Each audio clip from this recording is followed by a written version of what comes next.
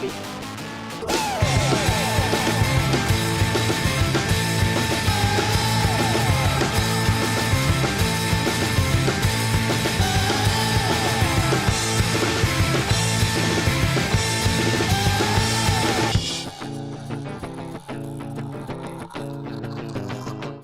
All right, man. Barry Nobles. Am I saying your last name right? Nobles. Correct. Nobles. Okay, Yeah. cool. Well, thank you for coming to hang, man. This is cool. We were kind of talking earlier and stuff, but I don't really know a whole lot about like your career, and I know you are a professional cyclist, but or is that even the right word? Like, what would you classify yourself? Okay. Professional cyclist. Yeah. Okay, cool. I was actually I was getting into mountain biking, and I picked up a bike and started watching some videos on YouTube, and I actually came across a video of yourself and another guy. You guys were working on the Lightning Trail, and you guys were working on some jumps and stuff. And then I saw you after you guys were working on it. At the end of the video, you actually hit the trail and were like doing all these like big tabletops and all this stuff and making it look so easy. And I was like, dude, who is this guy? And so, long story short, I was then I discovered you and all your riding and stuff. I was like, holy shit, dude, I gotta get this guy on the podcast. This would be cool. So thanks for coming, man. This is cool. And you rolled up. I got anyone who's not seen your setup on your motorcycle. It's really cool. You've got a setup on the back where you're actually able to carry your BMX bike while riding your Harley, which is, I guess it's Harley. I don't know what it was. Yeah. It's pretty awesome. You said it was like your own design. I hadn't seen anybody else do that. Yeah, it's a little side hobby project called Southern Class Company, Southern Class Co. on Instagram. Okay. It's just a bike rack I developed that bolts straight, like quick release mounts straight onto Harley Davidsons. And it all started when I was living out in California. I mean, we can split lanes in California. Yeah. So taking the motorcycle was like the best way to go anywhere and the quickest. Sure, and, yeah, with traffic out there. yeah, it's crazy. And I saw a couple other people with bike racks, and there was always a bike rack that didn't have something that I wanted it to have. So after a lot of trial and error, I kept developing different racks, and I think like my third or fourth go, I finally got what you saw outside. And I built those through COVID. I knocked out a bunch of them. You know, I moved back to Alabama from California right before COVID. And then obviously COVID happened and we all shut down. And I was like, well, I got a lot of time in the shop now, and started just knocking out all these racks, got a lot of traction going. And it's just through my own social media. I had a good, there was a lot of awareness around my bike racks that people knew about, but I didn't push it as like a product. And I finally had a chance to start pushing it. It was going good. And then my race season started back up, and now I don't make them anymore. Oh, okay. I try to, I just don't have any time. It sucks. There's about 25 of them floating around the country right now. Oh, wow. Yeah. So very, very limited quantities. Very, very limited. Every rack is custom per order, per motorcycle. So I guess you weld them and do all that stuff? I do everything. Yeah. I got a guy right here in downtown Birmingham that does all my laser work for like the little stuff that needs to be cut out, like the specialty metal, and he cuts it up. I weld everything together and ship them out. Well, maybe you could partner up with somebody, man, and like get that, like just start your little side company building. That's a future goal. Future goal cool. For sure. When I'm too old to ride at the level that I'm riding at, hopefully that's my fallback. That's kind of the goal, you know. Hopefully working from home and build racks at the house and actually make it a proper company. Okay. So if anybody out there wants to get a bike rack from Barry, just know that he'll get to it when he can. Yeah, man, the list. I had to stop signing into my Southern Class Instagram because really? the DMs are so Dude, overwhelming. Give me one. I want one. Yeah, I just stopped logging in. I did a post saying, "Hey, we're off for a while. I got to focus on racing. Being a professional athlete is number one." So, yeah, I don't even sign in. I hate it. I hate telling people no. Yeah, definitely. But what sets yours? I mean, there's nobody else out there designing one quite like yours. There's no other rack like the ones I Really? make. Yeah, every one of them it either takes up a lot of the back seat area. Okay. And then you don't have any room for storage. Like right now, my wife can ride on the back, and I can put all my luggage around her. Like I don't have to take a wheel off the bike. It's either like the bike sits upright and hangs real far off the back of the motorcycle, real goofy, or you got to take a front wheel off and it sits weird and it's like right behind your back. And it's like if I want to take my bike, I need to take all my gear too. Yeah. So I just developed it where it sits upright. It hooks on the handlebar. It fits my BMX bike, my 26-inch dirt jumper, even up to my 650B enduro mountain bike. So all sizes. I don't have to do any adjustments. It's all quick releases on and off the bike. Yeah. It's a pretty awesome product if Dude, if you're a awesome. rider, you know. Take that Shark Tank or something, man. That's Yeah, I know. It'd be a cool one. I haven't quite wrapped my head around that. I need to do something before someone. I have a timestamp and I've covered my bases on someone like stealing the idea, but it's still it's still time sensitive. Well, not time sensitive, but I don't want it to go another 5 years and I haven't done anything with it. You know, it's obviously a very rare thing that I really need to sitting do on gold mine, with. dude. Yeah. Yeah, just no time, not enough time in the day. I hear you. Well, dude, like I said, I've seen some videos and stuff of you. I'm not like super in tune with your career and what all you're doing, but I have seen you kind of shredding the City Walk Park, and that was actually what made me want to reach out to you again. Was when you were in town and you actually backflipped the volcano in the big bowl. I'll pull a clip up of that, but man, it was super cool. And I was like, gotta get this guy on. Yeah. So when did you first get into riding and stuff? And I think you said earlier we were talking. You are from Alabama, originally. Correct. Okay. Yes, down in Wetumpka, which is right by Montgomery. Okay. So I grew up down there, and I actually started racing back in like 89, 90 at Lagoon Park, which is the state park in Montgomery. Okay. Just a super small park. They had a BMX track. I was like 3 or 4 years old. My parents took me out there, and that was the sport was kind of on a downfall, late 80s. Track shut down, so then I'm just living in Wetumpka with no track nearby. Kept riding BMX, my whole childhood, and we were up here. We were in Birmingham, I think seeing family or something, and my dad heard there was a BMX race out at Oak Mountain, and it was a rain day. I remember it like it was yesterday. We rolled out there. It was a huge mud race, but it was their state championships. So they went forward with the race. Oh yeah, yeah. Okay. They'll race in the mud. It's lightning is the only thing that really will stop a race gotcha. from it. So, yeah, saw it and got a flyer. And the next season, a few months later, when the season started up again the following year, started it, and here I am, 20 years later, still doing it. And Yeah, that's awesome. yeah, and that was so I would commute from Wetumpka to Birmingham. I mean, every single weekend, probably about a year or so after I've been racing for a little bit. My parents ended up taking over the track. So BMX. What? Oh, really? Yeah, Wow. the BMX track at Oak Mountain right now, my mom had, or where it is, my mom had built.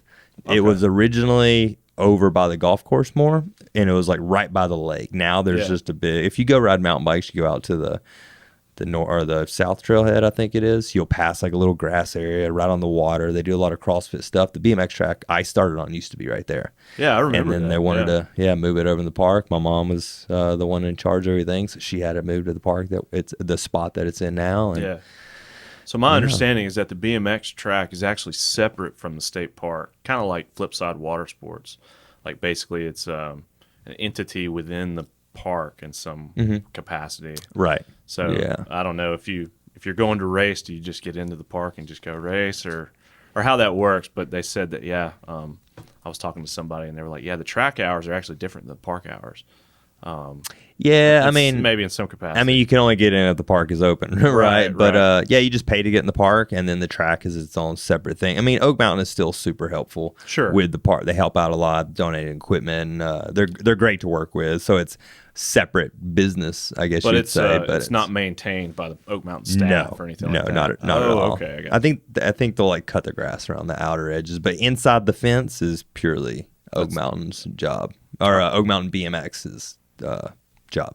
So are you guys, is your family still a part of that, the maintaining the track? No. They stopped when I was probably 16. Oh, wow. I think they Okay. did it for about 5 or 6 years, and then when I turned pro at 17. So by that point, I was really starting to travel a lot. I wasn't on the local scene near as much. My mom was running the place my dad's working, so my mom was up there all the time by herself, and which she loved. But at the end, this is early 2000s or so, and I don't know. I think a female running the track just at the time wasn't really I know. I think there was just some headbutts going, Sure, or there's always yeah. something going on. So she's like, you know what, Barry's not here anymore. Like, I'll hand it over to somebody else and kind Yeah, I of mean, get rid of the if her headache. son's not a part of it, as much, or moving on to bigger and better things, and it's like, Right. okay, how much do I love, getting out here and playing in Yeah. the dirt every day, Yeah. every weekend? She misses it though, man.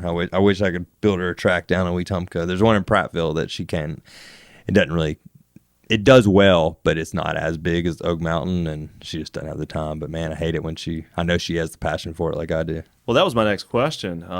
It's hard to believe that Oak Mountain has the biggest, or especially back then, the only real BMX track. You said the one in Wetumpka actually closed down. Yeah, the Montgomery one closed down. Or There's Montgomery, there's yeah. one in Dothan that's always been. It's actually one of could be one of the best tracks in the country, but it's in Dothan, Alabama. So it's not the easiest place to get to if you're not a local driving there. But it's a beautiful track they have down there. Huge, real fast, high speed, long track. It's been there since I've started as well, and it doesn't have the rider count being down Really? there. Yeah. I guess being closer to Birmingham's kind of was the biggest city in the state until I think Huntsville surpassed us maybe a year or two ago. But Did they? yeah, I Oh, think, wow, I didn't know that. Yeah, Rocket City, man. I think they are officially the biggest city in Alabama. I could be wrong. All the fact checkers out there. Population-wise? Population-wise, but Okay. infrastructure, I feel like the city we have a bigger metropolitan. You know what I mean? Okay. Yeah. But yeah, I don't know. I could be wrong. I'm second guessing it now. I think that's true. I think I've Huntsville is the heard biggest- so many things. When I moved back to Alabama, there was some stats about Huntsville being one of the highest, the biggest growing city in America. It's cool, man. I was up there for work and just riding around and seeing all the cool stuff they've got going on. The whole downtown is, a lot of construction and stuff going on everywhere. And so I was like, man, we need to come up here and just like take a trip and hang out and just get to know Huntsville, go to the Rocket Museum and stuff. But yeah, man, so when you first got into riding, I guess obviously it took on like a wildfire. And just like any kid with any sport, at what point did you realize like, hey, I could probably do this on more of a professional level? I've been asked that question before, and it's I feel like it was just a gradual thing. It's just what I do, And I had so much. I loved riding bikes, and racing was just. I mean, I love the freestyle side, just two wheels in general. I love just being on bikes. Yeah. Whether it's out doing dirt jumps, freestyle tricks, or racing, it was just what I enjoyed, and it was just. That's just what I do, I got older. All right, cool. I'm gonna go pro one day, and there was a way to make money in this open class, and as an amateur for a while, and I started making Racing. 100. This is racing. This is racing, and I started making $100-$200 a weekend as an amateur. I'm Ooh, like, this yeah. is huge, Big money, man. Yeah. I got my first cell phone, and I was paying my own cell phone bill from doing it. How old were you? That would have been 16, because I think Okay. it was a 16 and over open, and they paid $125 for the win. So it was like the semi-pro class almost. It was all the top amateurs over 16 they race this class. The kids that are gonna eventually be pro, they race this class. It's just is this just like in the Southeast, or is this like a national thing? This is country, countrywide. Wow. Yeah. Okay, cool. This was with the national NBL, the National Bicycle League, which isn't around anymore. It was National Bicycle League was more of the East Coast organization, and ABA, American Bicycle Association, was the West Coast. Well, now they merged into one. It's just USA BMX. All together. Yeah. So NBL did that open thing, which, like I said, it was more of an East Coast. Every now and then you have West Coast races, but ABA was the same way. Everything was on the West Coast, and every now and then there was an East Coast event. So yeah, that started making $100 every now and then from that, and then obviously the progression was, all right, cool, I'm gonna go pro one day. I won world championships at 16 years old as an amateur. And the following year, I turned pro, and it's just like every year just builds. And it was kind of like, so to answer your question, it was never like I want to be. It was just what I did. It's like it was just kind of given. Like, no, that's what I'm. It wasn't like a click. Like, I think I'm gonna do this. It's like, no, I'm gonna do this. This is what I do. So how many races are there per season? I know lately it's just been, I'm glad to catch you while you're in town, because I know you've been on the road, and we'll talk about that. But like, on an average season, I mean, how many races are you looking at doing? For the pro level, we have our pro series. It's still ran like everything else, but they have specific weekends for the pro weekends. And I want to say we average about one a month. So I would, 12 to 13 weekends. There's 2 races per weekend. So 24 to 26. Not terrible. It's not like you're racing every single week. Right. No. But growing up, it was like that. Sure. Every race was a pro race. And it was like, I mean, you almost had to be there. Almost every other weekend would be gone for, oh, man. I think back to those days, and there's no way I always could on the road. Yeah. I couldn't even comprehend those days anymore, man. But, yeah, we used to race a lot. But now, not so much. Now, average about 1 or 2 times a month. Yeah, okay. Which is cool. And we get December and January off. Our championship's at the end of November, Thanksgiving weekend, and we normally start back up for the following season, the first weekend of February. So it's pinned. It's a good way to stay active, I guess. Yeah. Yeah. Yeah, that's awesome. But, you know, alongside the racing, I've also seen you've got some pretty rad, like, freestyle skills and stuff, you know, and I guess that's a whole separate section of riding, you know, when it gets to, like, freestyle BMX and stuff you see, like, X Games and, you know, but like I've seen you, you know, up at the park, and I need to pull up that clip, man. Like for anybody listening, we do have a YouTube channel. You can check out some of these videos. It's probably not on here, but I know here's a it's there. clip of you running through the pump track, man. And I've seen a couple of other riders on here, and it's like, dude, the way you're going through this course, just like, I think you cleared the whole thing in like 5 seconds. Now you're back around, which is pretty wild. And then airing out over that huge section right there. Pretty rad, man. Did you ever compete as far as like in the world of like freestyle in any way? So, more of a background. I went through 2 Olympic cycles. I went through what? Wait a minute. Really? Yeah. So it's funny starting this, like you found me once I got back here, but when I moved back to Alabama, it was like, it's truly been just a new chapter of my life. You know, I had a whole nother life when I was in California, and a lot of people I've been back July 19, so 3 years now. We've been back in Alabama, and a lot of people are only currently knowing me as current day Barry, you know. But I went through the London 2012 Olympic cycle. Just missed out on making that. I didn't make that team. Did it again leading into Rio Olympics. Missed it by 1 spot from going to the Rio Olympics. And by that point, it was like I was pretty worn out of BMX. I needed a break. I was dabbling with some mountain bike stuff. I've always kind of dabbled in the mountain bike world, but BMX is always what paid the bills. That was always priority. I always had this freestyle passion.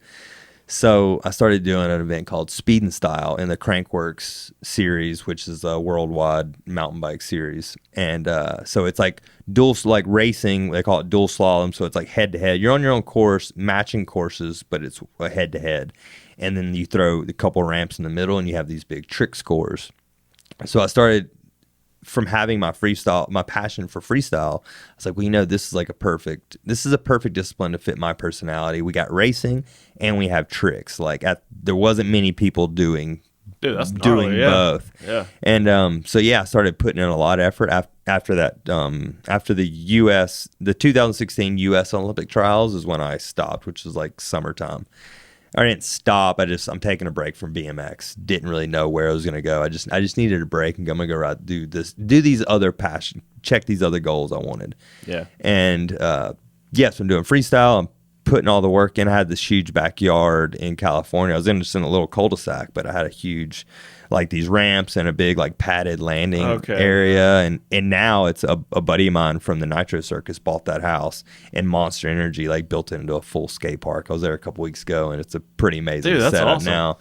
And we'll have to pull it up and show that. I was about to say, I feel like I saw some YouTube videos or something that you're like, it looked like your backyard, and you're just out there like doing stuff. Yeah.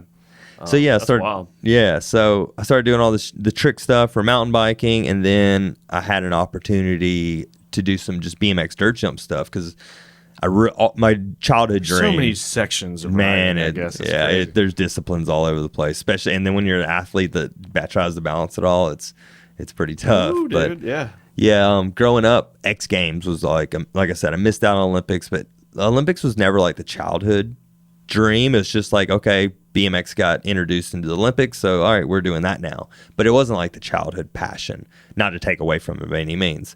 But going to X Games was my Olympics Sure, was yeah. going. That's So what we were raised on. I was like, X Games is what was in front and center. And that was Right. the cool thing. Yeah, That's where all yeah. the sponsorships were. I mean, that was it, you know. So since I stepped away from racing, I started kind of there was BMX dirt jump contests. Like, well, if I can do good at one of these contests, this is how you get into X Games. And I went and did well, and I ended up getting invited to the 2019 X Games in Minneapolis for my first BMX dirt contest, and I actually did the BMX dirt jumping and the Harley flat track hooligan racing, which made me the first athlete to ever do two different, like a motorcycle and a bicycle discipline. And then that was the last like stadium X Games. Then COVID happened. Obviously, Oh, so what year was this? This was 2019. 2019. Right before COVID, yeah. And that was the goal. I went there, crashed on a double backflip on the first double jump. backflip, yeah. golly. And just hit my head pretty good. Didn't make finals. So the goal was, all right, cool. I just moved back to Alabama, and while I'm going to X Games for my first time, which was such a dream come true, I'm leaving California, moving across country like with 2 months before, so it wasn't the best prep by any means. But I was like, I got this property now. I'm going to build this compound, and I'm going to get ready for the 2020 X Games. COVID happened, and obviously everything shut down. And then BMX racing was still kind of going on. USA BMX was still doing races during COVID, and that was the only thing happening. And really? At this time, I hadn't raced for 3 years. And I'm like, well, I don't want to just live behind social media. Like, well, let's just go race BMX a couple times. So you just hopped back into racing after being out for 3 years or whatever. Yeah. So saying that about how people see me now, there was a lot of kids. I mean, a couple years away from the sport, people forget about you. Like a lot of the kids, and not your peers and the ones around your age. I still rode, I still trained, but like the kids, I mean, it's such a cycle with new kids coming into the sport. They don't know who I am. So when I came back actually racing the vet class. Was just 30 and over pros. And and it just kind of blew up. It's been my career now has been better than my elite 10 years. Yeah, Golly. It's crazy. Yeah. So how long, and I don't know if we said this off when we were recording or not, but how long were you out in California?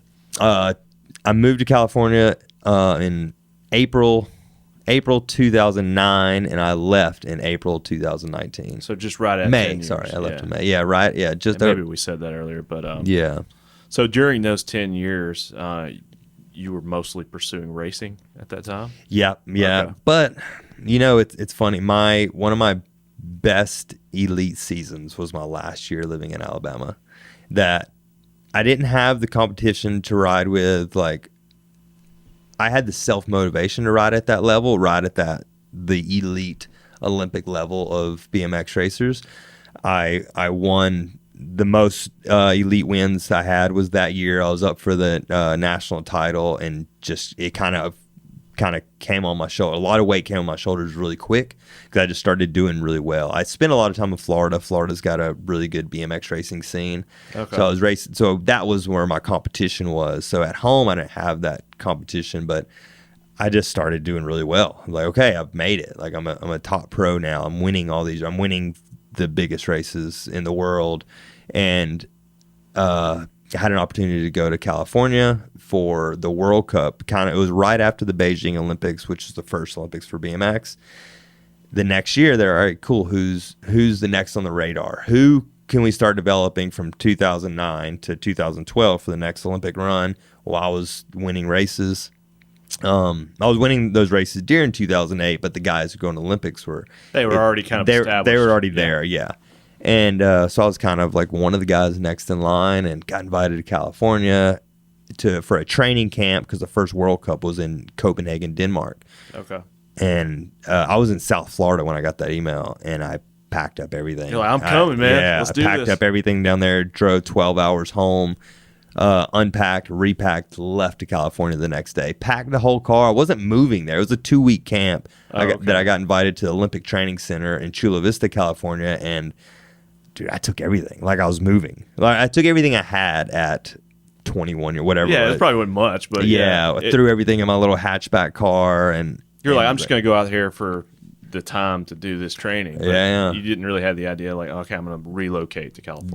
There was no the young brain, right? It was like I had that 2 weeks could have been 2 years. Yeah, that's 2 weeks here, and then from at the end of the 2 weeks, we're going to go to Europe. I don't know what's going to happen. I'm throwing all my eggs into this 2 weeks. This is my shot, and I didn't even know what happens after this race. Like, okay, all right, go home, So what do you have to lose? So I packed up everything, drove to California, and 2 weeks turned into 10 years. And I ended up blowing my knee out at that race we went to. So then I got invited. That was how I kind of stayed. I got invited. Like, okay, well, you obviously got hurt. Would you like to do your surgery and do all your rehab at the training center? You have a bed. We'll give you 9 months. And I'm like, cool. Sweet. I'm living in California for almost another year, like another 9 months. And and at the end of that 9 months, it was I forget what happened. I ended up going home for a couple months before I officially moved out to California, because I was living like I was in a dorm in the Olympic Training Center, and we were with the Chula Vista one is mainly like track and field, outdoor sports for Olympics. So it was like a lot of the track and field people and all that. So it was a really cool experience for sure. Yeah. See the javelin guy out there, working and stuff. Yeah. They would come watch us do our BMX stuff. We'd be out there sitting in the middle of the track and field watching all these top athletes train, and it was a cool experience. I wish I would have actually soaking it up a little more. Yeah, hindsight's always 20/20. Right. You look back on that opportunity or those experiences. And you said Beijing Olympics was the first introduction of BMX to the Olympics? Yep. Wow, so pretty recent. Like, I would have thought it would have been sooner.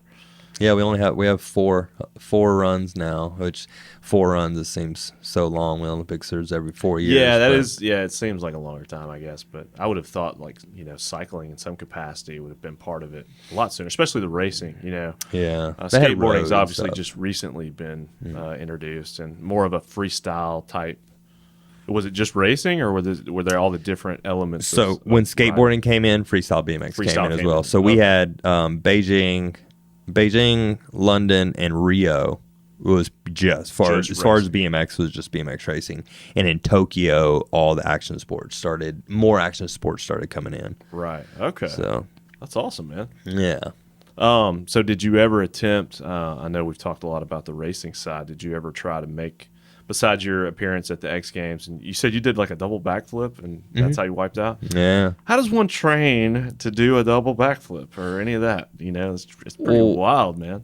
Being a racer, I don't have the biggest bag of tricks. Like, my whole career has been pedaling really fast. I always had tricks, but not the big stuff, the big crazy stuff. Just for fun when you get out with the boys. Yeah. It's like, hey, let's just go ride. Yeah, and I love doing backflips, and I've always been like pretty known for doing flips at the racetracks. Like, there's when they have, like, they call them the pro sections, like the big gap jumps. I would always be the guy backflipping those. And did you ever do it in a race? I guess. Oh yeah. It was kind of like a trademark for a while. Really? Yeah. Like if I messed up, or maybe there was a crash and I got up, I'd be. It's like, the race is toast, but I can at least so everybody knew. The crowd. Yeah. Cool. If Barry goes down, everybody knew to keep your eyes, because I'm probably going to go do a backflip or something somewhere. That's pretty wild. But I always did those. I was so comfortable with flips and these smaller tricks. I'm like, well, I only really need that speed and style thing. There was only 2 jumps. So you're racing, but you have 2 jumps that you're scored on. I was like, well, I only really need 2 good tricks, a good, like, whatever that may be. I need 2 good tricks. So throw some combos in a flip. Like, well, I do one flip super easy. Well, let's just learn double flips. That's one. Like, what's realistic in a short time frame? Tail whip backflip at the same time. Yeah. I mean, come on. Exactly, and that was another one. So that was in the speed and stall stuff. I had double backflips, so like flip no hander was my first combo, and then like flip tail whips. And this is all on a mountain bike. So I started learning all these tricks, and I'm like, well, like these are all on a mountain bike. These are a little bit harder than a BMX bike. Like, sure, I should be able to learn bike, these. Bigger tires and everything. Right. So I'm like, bigger suspension.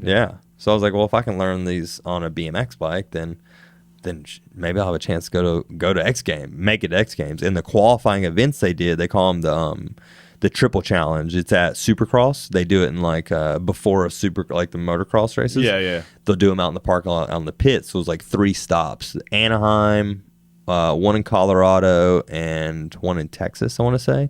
Just as like pregame entertainment, Yeah, I guess. kind of like some sideshow, but it was for the BMXers. Like they're a big contest for us, you know.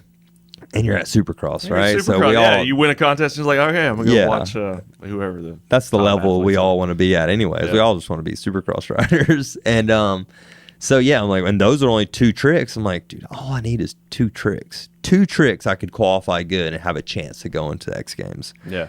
So I learned 2 big tricks. Didn't have much of anything else, but I had 2 big tricks at the time. And then I made it X Games, and it was 1, 2, 3. It was 5 jumps. I'm like, okay, I got 2. I need 3 more. And yeah, it was just I have that athletic or that mindset, that training mindset. Yeah. I'm like, well, let's put the work in. Let's just train our ass off and learn these tricks. And where do you train to learn a backflip tail whip? well, in California, they call it a resi mat, which is it was just a box jump.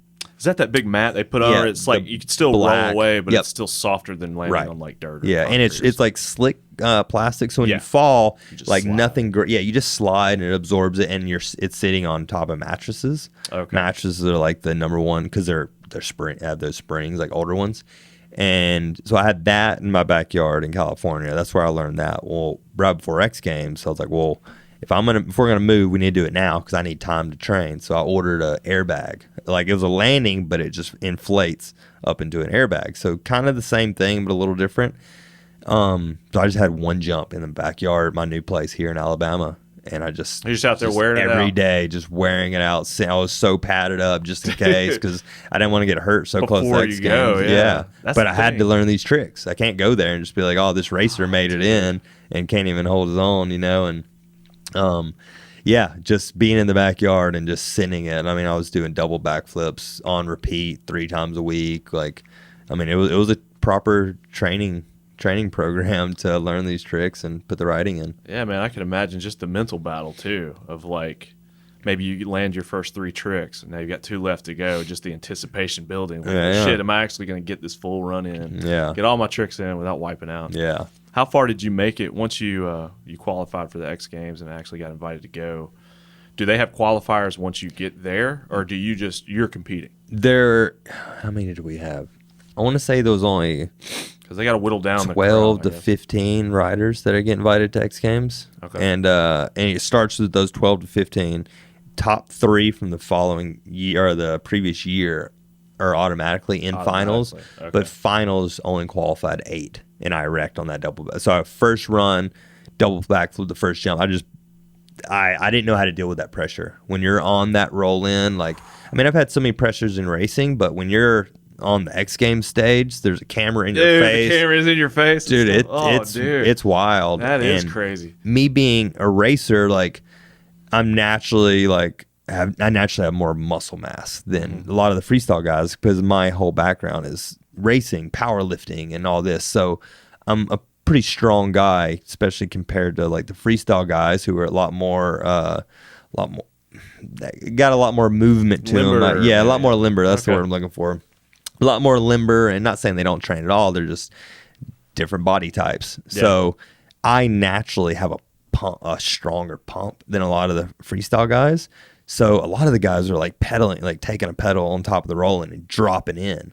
Well, if I did that, I would overshoot the first jump so bad. Flatland. Yeah. So I had to start right at the front and just roll in and do nothing just because my natural body motion was enough. Yeah. Well, the camera gets in. I had to back up to give them room, and I didn't know how to judge my speed, so I tried to tiptoe, and everything I worked on all week. I'm sure you analyzed it a million times over after the fact. Oh, man. Yeah. And so, yeah, just double backflip was fine. I just went deep, so I went further down the landing, so I just kept turning, rocked the back of my head, got up, went up the roll-in for my next run, and I'm like walking up the stairs. I got halfway. I couldn't remember what my run was. I hit my head pretty good. I didn't get knocked out, but I hit my head, got up. I'm okay, whatever. And tell the medics, like when the medics are checking, I'm fine, knowing, I'm like, man, I hit my head good.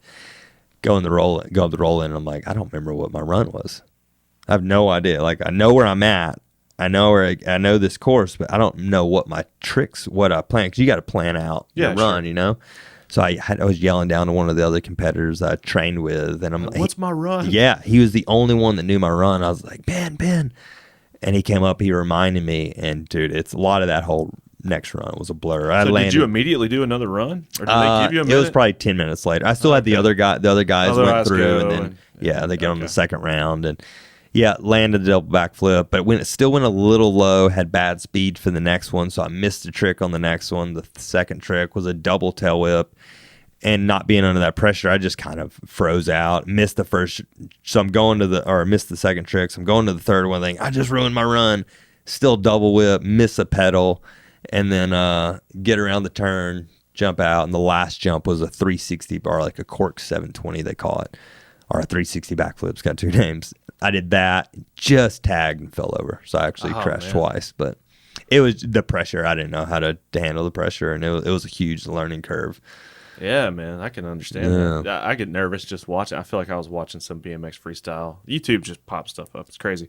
And they had the cameras right in their faces, and they're doing it, basically all the runs. It's like 3 different runs, and I guess if you set your score at a certain level, you don't have to make another run necessarily unless somebody else beats you, and then it's like, okay, well, now I got to use it. Yeah. And this one guy, he was like sitting comfortable, and then another guy scored higher, so then he was like, shit, I got to get my head back in the game.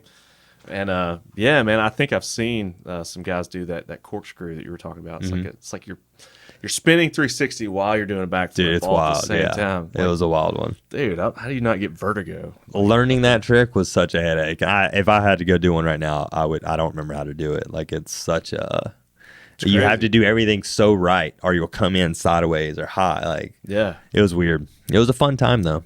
But now, I mean, in the last couple of years, the progression has gone. Like, I would love to go do that again. I was about to say, have you made any other apperances at the X Games? Well, I mean, the goal was I learned a lot from that. I learned from my mistakes, and I'm like, next year, I'm coming in next year podium capable. Yeah. I mean, I wanted a X Games medal. That's the number one. If I could have anything in the world, it'd be an X Games medal. Sure. Yeah. And obviously missed out on that, but next year I'm like, I'm coming in ready. I got this new compound in Alabama. I'm building. I had plans to build the identical course. Like, I'm going to build this course in my backyard. I'm going to have this thing so dialed. I got a year to prep. Boom, COVID happened. Yeah, God. And then and now it's like I got a kid now, and family man, and I'm still racing, but racing is going really well, and maybe racing is a little, in some way, a little tad bit less strenuous on your body, or it's less chance for like major impactful wrecks. Yeah, it's weird how you say that. It's so true, but then when I was a racer, it's like, oh man, when I'm training for racing, I look at the freestyle world, and I'm like, man, I feel like that'd be so much easier. I can just go ride my bike, learn these tricks, ride your bike. But then you go out there and ride your bike, learn your tricks. You're taking a lot of risk to hit the ground, and then not training at the level of like lifting and stuff. My body feels way better now than it did in majority of my 20s. But now I'm like, oh man, I'll go back to race training. I don't even want to hit the ground anymore. Like, I hit the ground a lot in that year. I want to crash into the other racers, man. Yeah. But then you're worried about other dudes. Like, you got other guys around you to call something. So it's such a different perspective from both sides, It's wild to see, like, how many people typically race in a BMX? 8 at a time. 8 at a time. Yeah. So you got 7 other dudes that are like all competing at the same level, you know what I mean? And you're trying to break out front and get away from them, because all it takes is like one guy to go down, and you're all right on top of each other. And you see that happen a lot in Supercross and stuff. It's like, there's nothing worse than coming down and hitting some other guy, and he ruins your run, and then some other guy snakes around you, and then once they get out, like, half a lap in front of you, there's no There's no way, dude. Yeah, especially BMX is 1 lap at a time. You get 20 to 30 seconds depending on the track. It's really fast. Yeah, it's really quick. Yeah. Well, that's cool, dude. So, after COVID happened, you were kind of like, well, maybe the X Games thing isn't going to happen anymore, but maybe. Well, it took so long. It took so long to get back into the flow of X Games, because, I mean, they're obviously such a big company owned by ESPN. They have to check all the boxes for these COVID rules, and I don't think people realize how much we're like being in Alabama. We're got a little hidden gem here. As much as I travel, especially through, I mean, I've traveled my whole life, but now traveling post COVID, it's like, dude, Alabama's pretty nice. Yeah. Compared to like, I mean, I know that's a whole other topic, but man, we're pretty laid back compared to majority of the states. You know. No, I think a lot of people, professional athletes, celebrities alike, kind of realize that. I don't know. Yeah, you're right. That is a whole nother conversation. But I will say that some of the ways, some of the states, I'm not going to name any of them, how they handled everything in hindsight could have been handled differently. Yeah. And so for all the mistakes and stuff we've made as a state, I think it's been a little more laid back, more freedom and stuff, and able to kind of live a more or less normal life during all that shit. So it was wild, wasn't it? It's crazy, man. But no one knew, right? Everybody was on I'm sure we all looked at things so much different, but yeah, as a state, it was like there's no place I would have rather been through COVID. Dude, I can imagine. Oh yeah, you got out of California just in time. Yeah, dude, I just got out, and it's wild because they had like full blown lockdowns and everything. Oh man. it's wild. It's wild. So being out here, let's fast forward to present day. I know you're doing the racing thing. I think you said you actually. I caught you in a window while you're in town, but you've actually got you'll be leaving soon to go back out. I assume more racing. Well, I actually fly down to Columbia next week. Next week. So yeah, I'll be in Columbia for just under 2 weeks. Columbia. Okay. Yeah. What do they got going on in Columbia, man? It's the final round of the World Cup racing, which I actually don't do the World Cup stuff anymore. Again, I let that go back in 2016, but I do a lot of coaching for kids, and while I'm on the road, since I'm on the road all the time, I do a lot of clinics. Like I'll do a like clinic either at the track that we're going to race, or hit a track along the way. There's so many tracks around the country that don't have a local pro. They don't have that guidance from someone or someone just to go to, and so I started doing a lot of clinics like that. I mean, I was a kid that grew up doing clinics from other pros that traveled, and so I just kind of naturally started doing. I've done clinics my whole life. Not so much when I went to California. It's more of a east.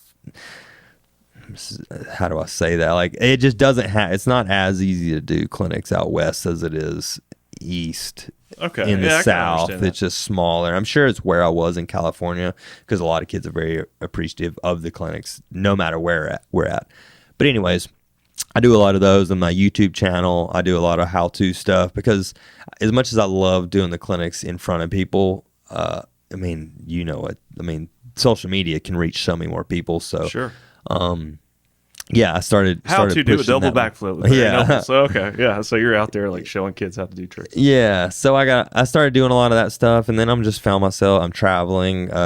My main sponsor is Mercedes-Benz, so I travel. Rocking that Mercedes hat, man. I was like, is he sponsored by Mercedes? That's cool. They're my title sponsor. So I travel the whole country in my Mercedes 170 Sprinter van. Yeah, man, your van life, that's cool. Yeah, it's awesome. Then I have my wife, my baby girl, with me at all times. So I don't really do, long answer to your question, I don't really do the international stuff so much. But since I've been doing all this coaching, I think I can talk to the kids in a different way than a normal coach, because I don't like to label myself as a coach, because not that I don't want to be, I don't trust.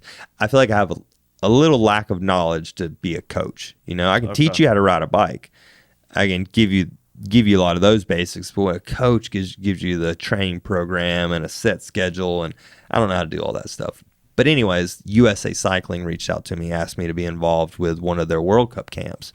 Just pretty much a rider. I call it a rider for the riders. And so now I'm doing the World Cup season with USA Cycling with our future Olympians.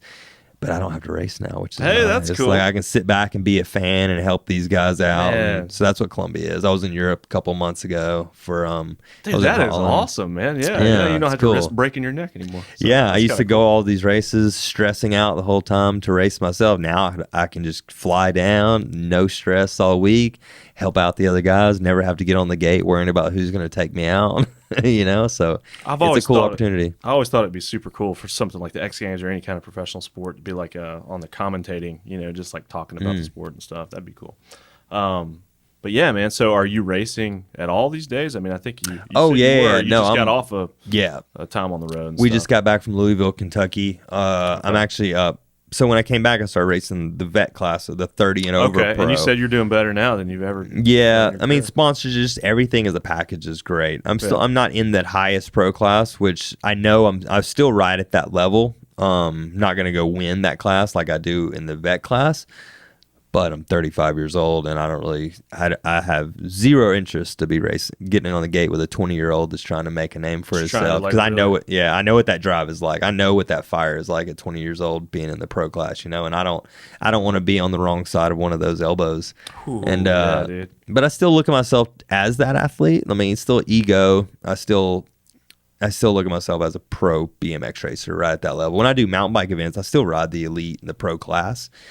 But in BMX, it's definitely a different engine. You know, it's Well, and then well, from the outsider, it's a much smaller bike, obviously. yeah, much smaller bike. And then, like we said, it's 8 dudes on the gate, so it's me and 7 other guys, and my family is a little more important. And I would love to be riding at in that class, but anyway, so I race the vet class now, and I'm in the lead. I have a pretty big lead for the championship this year now, which is really Dude, cool. that's awesome. And there's three pro titles in America that you can get. There's the pro cruiser class, which actually doesn't exist anymore. There's the vet class, and then obviously the pro men class. So it's kind of cool. That's like the drive. Not that, again, ego. Like I don't want to be labeled as this vet pro guy, because I know where my level still lies, but the risk reward. And so I have the very last pro cruiser title that was given out.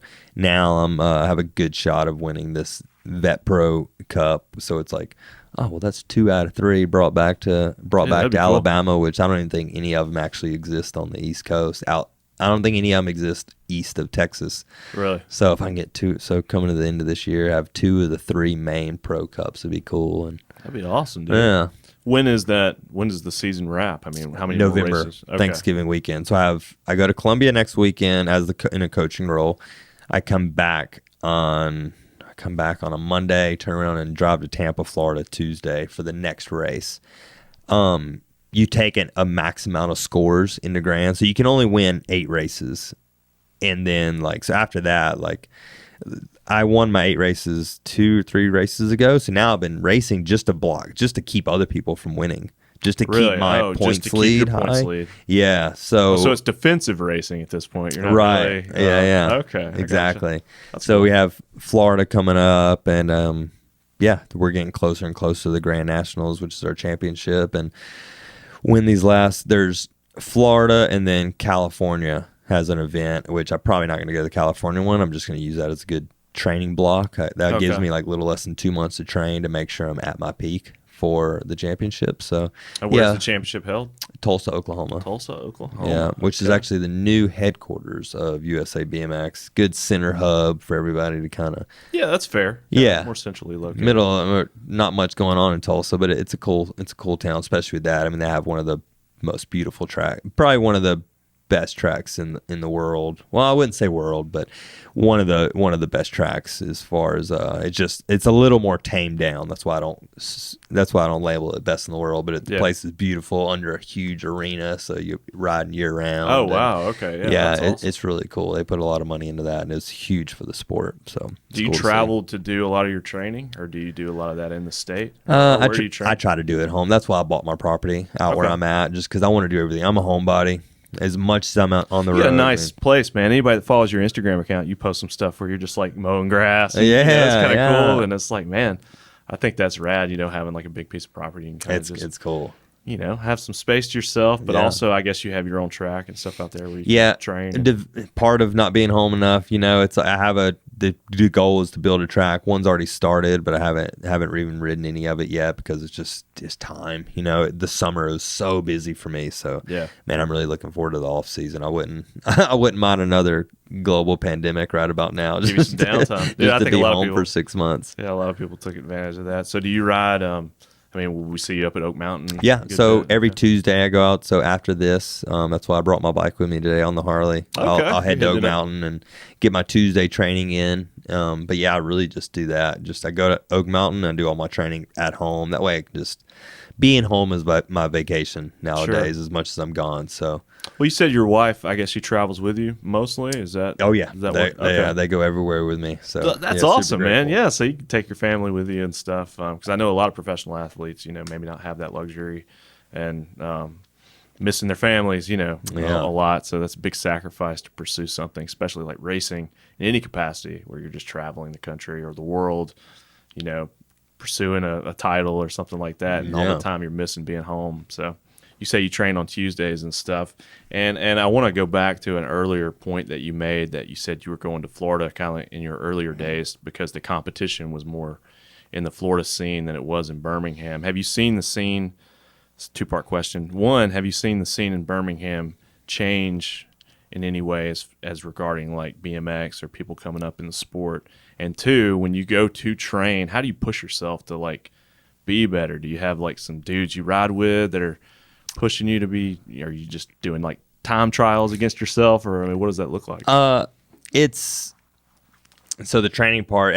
I'm very self motivated. I mean, I grew up that way, so Well, you're blessed, man, because a lot of Yeah. people lack that. So yeah. I mean, I do have my days for sure. It's really hard to kind of get going for sure, especially now that I'm getting older. When I was younger, it was just there was one goal, so it was easy to self motivate when I'm riding with 12-year-olds at the track with no competition. But since I was self motivated and I didn't have any competition, I always went into a race with a good mindset. Because no one beats me at home, so I was always full of confidence. Well, maybe that gives you the competitive edge where you can like kind of relax a little bit, where somebody else has Yeah, got you yeah. standing next to them about to Yeah, get off yeah. the line, and they're like, "Oh shit, I gotta get it. I gotta give 110% right now." Yeah, You know what I mean? yeah.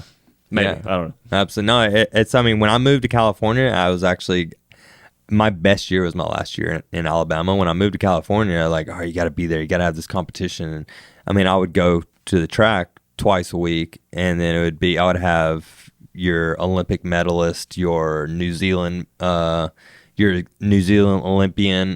One of the Australian Olympians was my roommate at the time. You're like, oh Like, shit, okay, this is Yeah, like yeah. the big leagues now. yeah, because I'm in the capital. I mean, where I lived was the capital of the sport, Yeah. at the time. And yeah, so you on the gate, no matter what day of the week, you got heavy hitters. You got Yeah. some of the best of the best. The 2008 and 2012 gold medalist Mara Strombergs, a Latvian rider, lived local. So we all train together. So you might come in today where you're feeling fresh, like you're winning laps, and then you come in where you've been training for 3 days, and then you go to a track day, but someone else hasn't trained all week, so they're coming in fresh. So mentally, it was really I didn't know how to do that, So being back home is actually I'm back to being the athlete I used to be because I can just focus on my own thing. I don't have all these distractions. I mean, there's a lot of move to California. There's a lot, as you can imagine. There's a lot of distractions with, especially the lifestyle that I was about to say, lived, man, and- the lifestyle. You seem to have navigated it well. You're in good shape and stuff, but I see a Yeah. lot of people, obviously just following the kind of the skateboarding culture and scene and stuff. You see a lot of dudes that are doing like the SLS and competition style skating do well, but then you look at just the lifestyle of like kind of any extreme sport seems to be in excess in lots of ways. Oh yeah. So You have a lot at your fingertips. That's yeah, for sure. man, trying to Yeah. navigate that and not get wrapped up in like partying or drinking and really staying driven. I can imagine it's It's a big hard. challenge. Yeah. It's hard, and I would never definitely not say I didn't go down those paths. Like Yeah. I mean, I'm all about experiences, so there's a lot of stuff Okay. that I'll try it once, man. Why not? yeah. So I mean, nothing I would change, nothing I would Right. I regret or would take back or anything. But it was just a chapter of my life. What do you But- think about the current scene and we've had several people on this podcast kind of been cycling in lots of different aspects of the sport. People doing mountain biking and a lot of street cyclists. We had some guys on from shout out to Redemptive Cycles, really cool. Have you seen like a bigger or a change in any way as far as like Sorry, new people coming to the sport? kind of or anything? sidetracked Well, no, that no, question. dude, I'm all about sidetracks, just trying to keep my own brain straight Yeah. and stuff. So You know, I don't. It's hard to say because I do try to pay attention, but at the same time, I juggle so many different things. It's really hard to actually see the growth. I wouldn't say it's bigger from years before, but the guy Marshall Mooney who runs Oak Mountain now, I think he's doing a great job. I want to say he had like 25 new signups last week in this little development program he did out of the track, and he's very passionate about the track and making it nice. I mean, he's out there every single day. Yeah, and it's crazy. I mean, it's awesome to see. I wish I had more time in my day to help him out. You know, because I love seeing his passion for it. His son is 12. Sorry, Marshall. If you watch this, I forget how old his son is, but he's like kind of into the sport and riding. So. Yeah. Well, he's like he's an up and comer. He's got very good potential. That's one thing. I hate to even say it, but it's the truth. I don't see, not to bring it back on myself, but no one has kind of filled my footsteps. Okay. In the years, and I say that because we don't have any pros coming up out of Alabama that you're aware of, at least not yet. Yet, but I want to see it, you know, and that's why I don't do it. I don't say that in a ego or a selfish way, but I want someone. You know, my time is gonna run out. I want to see someone come through, and hopefully, me being back in Alabama, I can help develop something like that. But I mean, I was gone for 10 years, and there's just somebody listening right there. It's like, screw that Barry guy, man. I'm gonna be better than him. You know, but hopefully, whoever sees this, whatever. Hopefully, they work harder. Yeah. You know, we gotta clean up the act a little bit. And there's a couple of them, and they'll probably know who I'm talking about. But you need to. I mean, I can only give so much advice. You know, you can only lead the horse to the water, right? Yeah. So, yeah, it's But it's, as far as the actual sport, I mean, it's doing good. It's not huge. We're in the middle of Alabama, so it's not. But a lot of local scenes, as much as I do coaching around the country, we're actually pretty on par with a lot of tracks. It's just, I think a lot of people compare to Florida or California, where the scenes are the biggest. Really? Florida is like the spot to be. Like when I was growing up, everybody wanted to be in California. You just go to California. You know, I'm looking in magazines and finally got there. Now they seem to be the hub for every action sport. Yeah. But it's just so expensive now, and now everybody's going back to Florida, which is cool. Which it started like probably 40 years after I moved to California. I'm like, oh, now you guys we have like 3 Olympic level tracks on the East Coast now. I'm like, I moved to California to ride these tracks. Like, why are we getting? You know, it's just bad timing. And we have one. Amazing one in South Carolina. We have one in Louisville that we just raced. We have one. We have 2 of them down in Florida. Like they're huge, like 3-story tall starting hills. Jeez, the Olympic level tracks. That's crazy. Yeah, so there's a couple down in Florida now. Florida has amazing tracks. They have a good race scene. They have a good pro scene. So you always have good. I mean, I raced a full pro series down in Florida. It's always been. It's kind of like a stepping stone for East Coast riders going into the pro class. Like, you want to have that Florida pro title because, it's just a state title, but it's like heavy hitters. It means more than one from Idaho or something. Yeah, exactly. Okay. So it's like you win the Florida pro title. It's like, all right, you're legit. You're legit if you're doing that. So, dude, that's awesome, man. Well, I wish you all the luck in the world with your championship run coming up. Would you say November? Thanksgiving weekend. Wow. Yeah. Okay, cool. Yeah. So and just to recap, you admit you kind of casually threw out World Championship earlier. When did you win? What are some of the biggest titles that you were actually able to take home? So that was amateur 2003 Worlds in Perth, Australia. I won that World Championship, nice, and it was. Is funny. That like the biggest achievement that you think, or as an amateur, for sure. Yeah, for sure. As an go amateur. To Australia, take home a championship. Yeah, that's a big deal. Yeah. And it's just a funny story that goes with it. On the plane ride over there, I was 16, wasn't old enough to have tattoos. I'm covered in tattoos now, but I love tattoos since I was growing up. And I told my mom, if I win Worlds, we made a bet. If I win Worlds, I get a tattoo. You know, it's just. And mom was like, "Yeah, sure, thinking whatever. Like you're not gonna win Worlds, you know." And which I was just throwing it out there. I'm just here to ride my bike in Australia, whether it's Worlds or a local race. I'm just going to this race. Ended up winning the thing.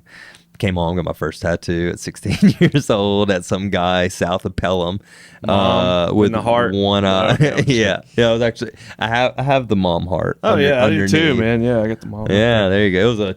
It was a tribal band, you know. It was like tribal band. Well Yeah, after. Yeah. Awesome. Whenever tribal bands were cool, it was still well after that era. But I was 16, and that's what I wanted. And yeah, I got it from this guy with one eye down in, I think, Cleara or something. Do you remember the name of the shop or anything? I don't. I could probably take you right to it. But every time I pass the exit, I'm like, oh, that's one-eyed Tom or something. Tattoo artist out there. He's listening. And then in the pro level, I won the pro cruiser title, which is just the 24-inch bike. Still the pro class, just a second discipline. We used to call it the ATM class. So it was just extra money. You know, where a lot of the pros race that one for just it was extra cash, extra bonuses for sponsors. I won that in 2010. 2008 is the year I was winning a lot, and then I cracked under pressure. I was up for the pro title, the pro championship that year, and I just couldn't handle it. Just didn't know how to. Was too young to handle that pressure. And so won the pro cruiser title 2010. 2011, I was on the way to winning, and again I was leading the points like I'm currently in with my current class, and they canned the class. Like I had the points wrapped up, but come championship, like towards the end of the year, people stopped racing it. It was like, well, Barry's got the points going, so it's probably not going to catch Barry right now. So a lot of people started slowly stop racing it. Like, well, I'll just focus on this other class. Well, by the time we got to Grands, no one signed up for it. Are you serious? Yeah. What? Yeah. So that's a drag. Yeah. Like, come on, guys. So I didn't get the championship that year. Like the 2011 Cup is still sitting out in Arizona at the USA BMX. So it was never given out because technically I didn't get the title. We didn't finish the season. So you're a winner in my eyes. Yeah. And then what else? And I went through the Olympic trials. But you said you never actually made the Olympic team. I missed out on the Olympic team. Wild, I got second in the Olympic trials, and only first place was the one that went. We get three riders that get to go. You lead in the World Cup points as far as the U.S. riders up until that race. I was like top 4 of those guys, so I didn't get the first pick. So the second pick went down to trials. They invited your top 8 Olympic. They call it the Olympic long team, the top 8 hopefuls, and every lap people get eliminated, and it comes down to like your final 4, and the winner of the final 4 gets the next ticket to Olympics.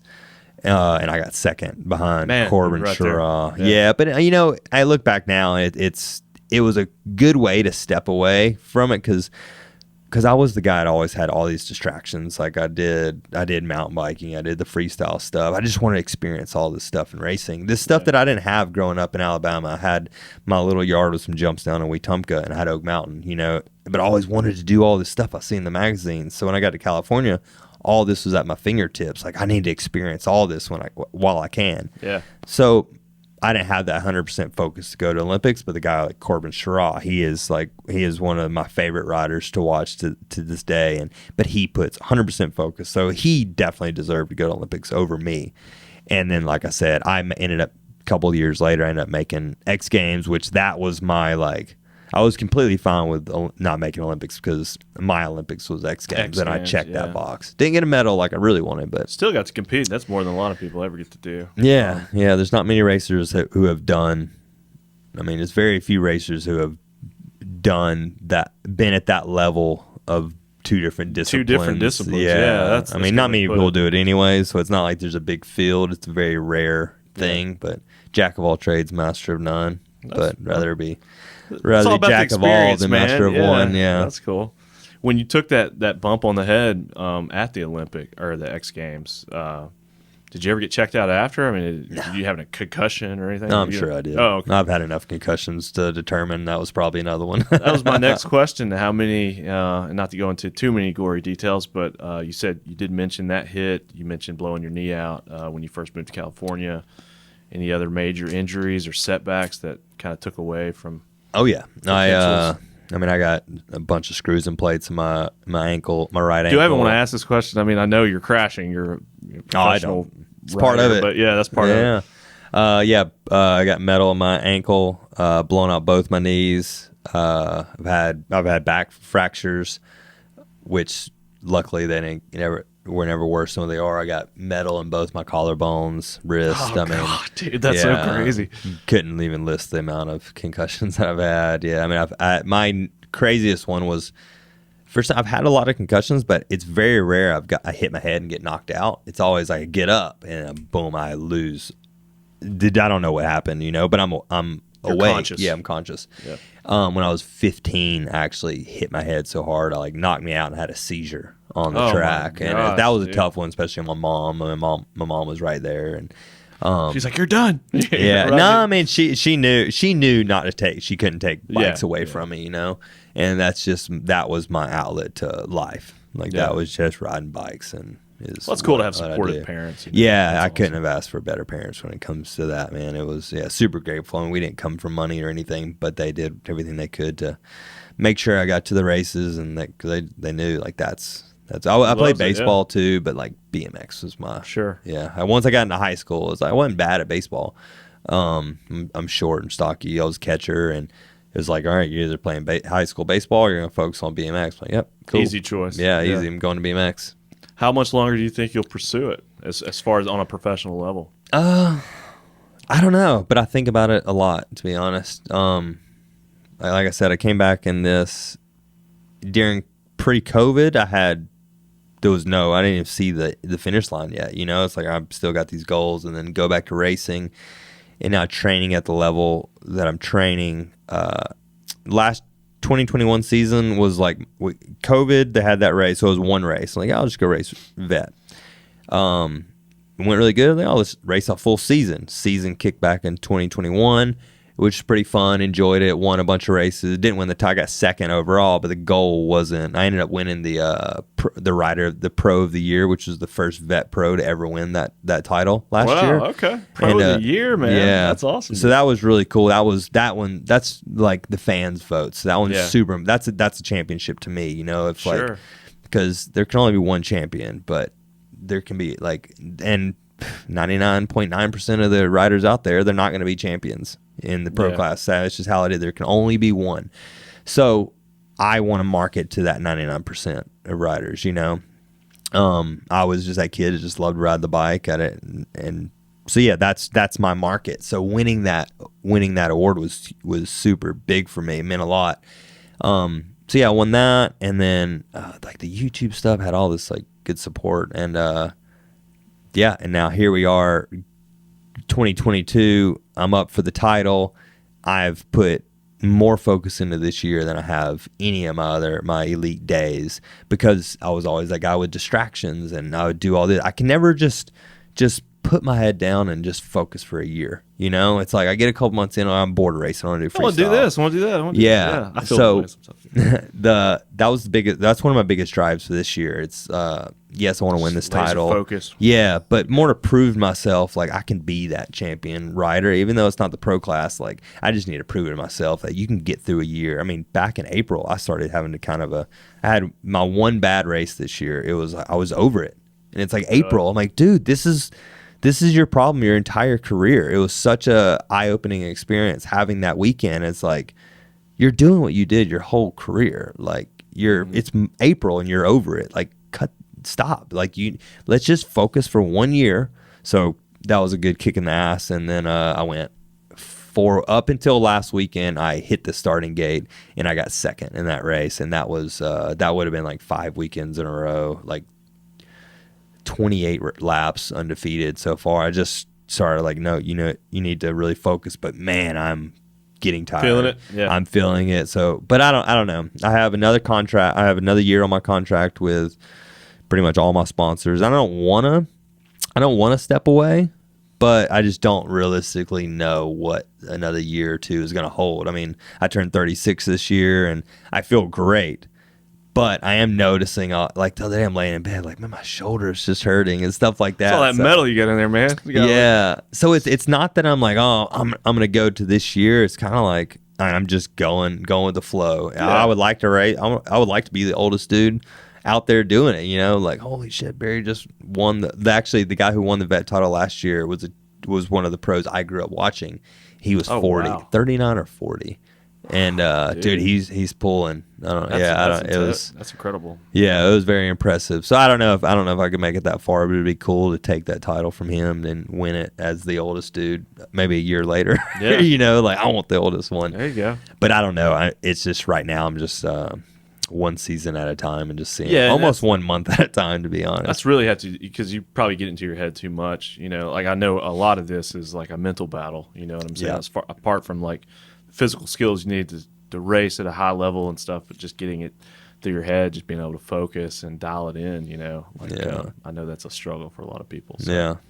Well, dude, I wish you all the best going forward, and this has been rad getting to talk to you for a little bit and hear about what you have going on. So thanks for agreeing to come on. This is sick. Absolutely. And I'll always preface every conversation with, I don't know a lot about, you said master of none. That's kind of me. We have a lot of different people that come on here and talk about all kinds of different topics and stuff. So I feel like I learned something. This is cool. I'll just say this just because since we're on the master of none, I've heard that my whole life. The jack of all trades, master of none, and that fits my personality very well. And then I just saw, like all the reels and memes and stuff. There's, everything's like a voiceover for reels now. Well, there's a new one that I have saved. In my phone. That's jack of all. It's a female talking, jack of all trades, master of none, but it's not the whole quote. And then I'm trying to think of a way to put it in a reel, but the whole quote. I know I'm gonna miss this one part, but jack of all trades, master of none. Jack of some. Wait, but master of some, or jack of some is better than. I almost want to pull it up. It's saved in there. Master of none. But it was when I heard it though, it was actually super inspiring just for myself to hear it, being that guy. And it's just the middle of this reel. It's like, I need to edit out the middle of it because it kind of drags on. Jack of all trades is a master of none, but oftentimes better than a master of one. Yep. That's pretty cool. Yeah, I don't think I've ever heard that whole phrase. Yeah. Me neither. I just recently heard it, and that's been hearing that. I was like, man, I wish I would have heard that kind of years ago. And which is cool. Better than a master of one. Yeah. Okay. Yeah. So one guy who just sits down playing chess all day in his basement and becomes a chess master. I'd rather experience, like you said, man, like getting to experience the world through cycling and stuff, and just all the cool things you've gotten to do and experience. Like I would trade that any day for then, just maybe one trophy on my shelf or something. Yeah. Like that's cool. I mean, I have nothing but respect for so many of those champions out there. It's just, we all have different goals. It's, you don't have to, and I think I've gotten wrapped up in that through the years. Like we go to Olympics, we're BMXers, that's what we do, and I was with another athlete for a while that she went, and it's just kind of like, it's just what was ingrained. That was my lifestyle. And I just found myself, my goals ended up being everybody else's goals, but that's not how I live. Kind of get caught in the flow of things. Like, this is what I'm supposed to want. Because that's what everybody else wants. Right. Yeah. So there's going to be someone win the pro men title this year, but I want that like last year, I want the People's Choice the Award. People's Choice. Yeah. That was mine, because it's just everybody's goals are so different, and I needed that reminder. I lost that for a while. That I was chasing all these other goals, and I needed to be chasing Barry's goal. Well, you got quite the following, man. You got about 90,000 people that follow you just on Instagram. So dude, that's trying cool, to get to that 100. There you go. Long enough. Well, man, this has been sick, man. Thank you for coming. Thanks for having me. This is fun.